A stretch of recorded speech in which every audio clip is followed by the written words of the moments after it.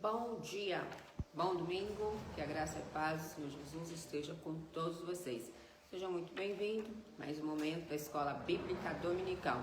Nós estamos aqui no Centro Santana de Parnaíba, no nosso templo sede, Assembleia de Deus, Ministério do Belém, setor 70, Alphaville, tendo como nosso pastor setorial, pastor Anderson Cavalcante. Você é convidado, muito bem-vindo para estar conosco, participando dos nossos cultos, nossos trabalhos, nossa escola dominical.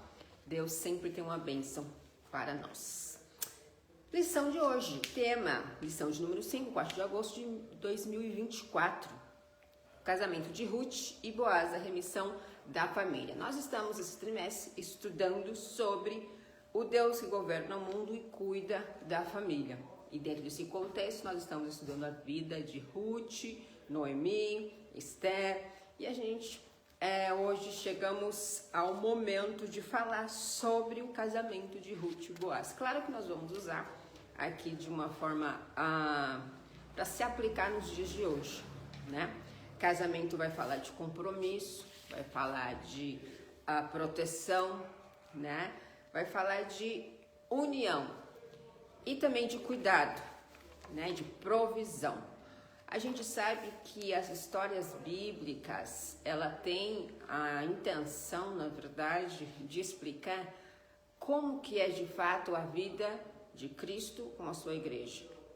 Como que Cristo, ele cuida da sua igreja, em contrapartida, como que nós, que fazemos parte da igreja de Cristo, civis do reino do céu, nós nos comportamos e nós devolvemos esse cuidado para Deus de alguma forma, né?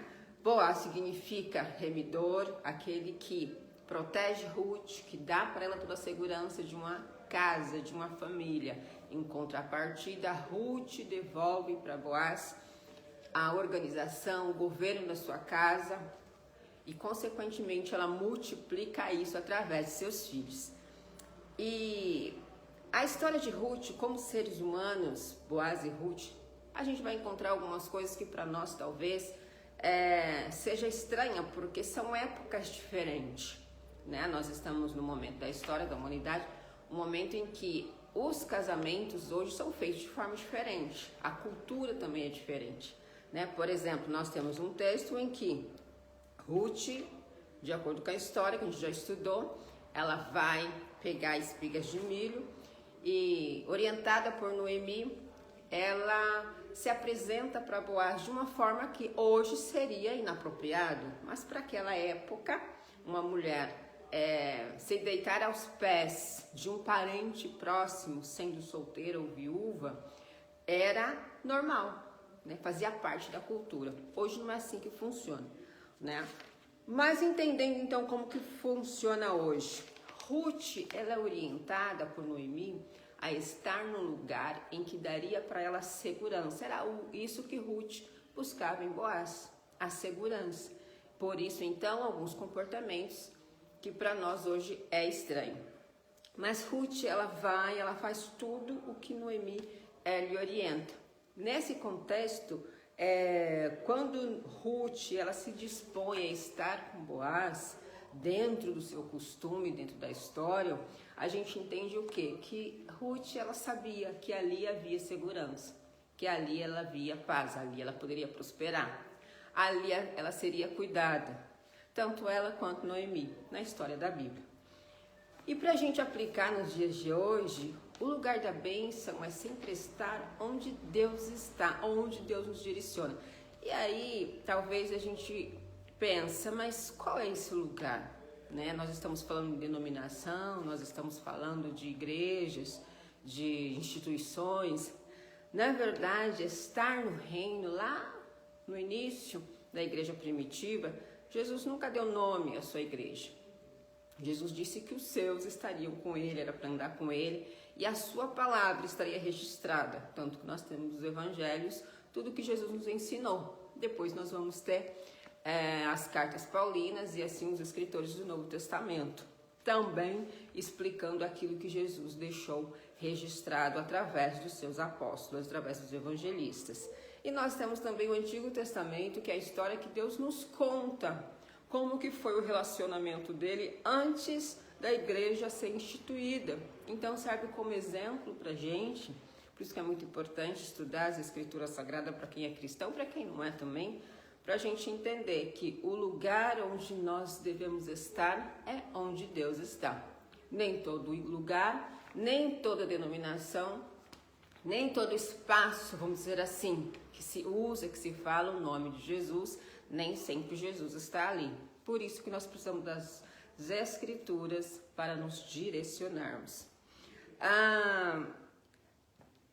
Há também um processo para esse conhecimento, para saber onde que é esse lugar, como que é estar aos pés de Cristo. Ruth, ela se deita aos pés de Boaz. Quando Boaz, ele identifica a presença de Ruth, ele questiona, olha, quem que é você? Né?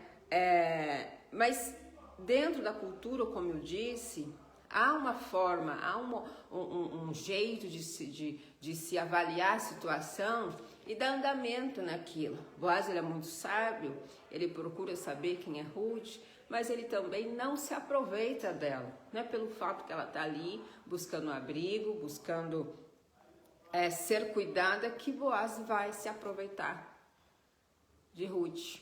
Muito pelo contrário. Boaz, ele age com respeito, Boaz age como um cavalheiro. Então ele vai seguir um protocolo, ele vai seguir uma direção. Ou seja, há um processo aqui na história de Ruth até que chegue de fato a esse casamento. Ele vai atrás de quem é responsável por aquela moça, conversar com quem que ela está, e dentro desse contexto, ele faz tudo como manda o figurino, vamos dizer assim. Pelo fato, então, de Boaz ser a figura que representa Cristo, a gente percebe, então, que é assim que Cristo que cuida da gente, assim que Cristo nos trata.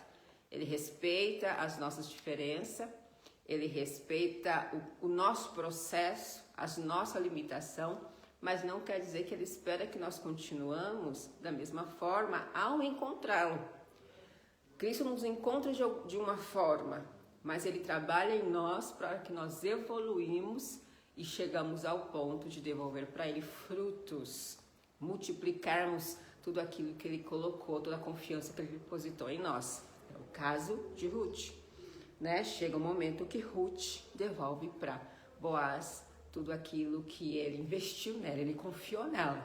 Então ele trouxe ela para o seu lar. Logo ela devolve para ele uma casa organizada, amor, companheirismo e filhos, como nós já falamos.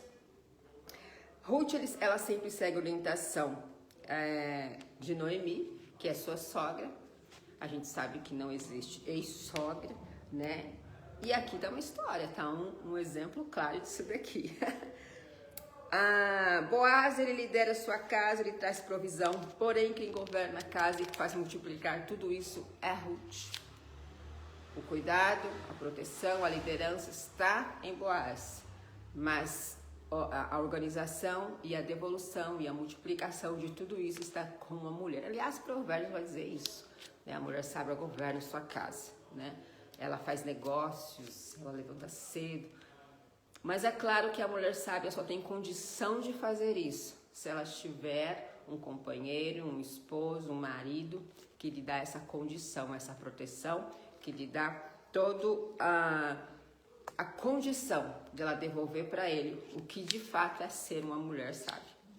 Né? Todo marido, ele deveria ou deve ser para sua esposa aquilo que Cristo é para sua igreja. Em contrapartida, a igreja, ela se submete à vontade de Cristo. Da mesma forma no casamento. Quando o homem ele trata sua mulher com dignidade, com respeito, com carinho, amor, de acordo com as escrituras, essa mulher não precisa ser cobrada. Ela vai devolver para ele de fato carinho, amor, respeito, companheirismo, uma casa organizada e principalmente vai multiplicar tudo isso. Por isso que a mulher é a coroa do marido. É um conjunto, não é um só.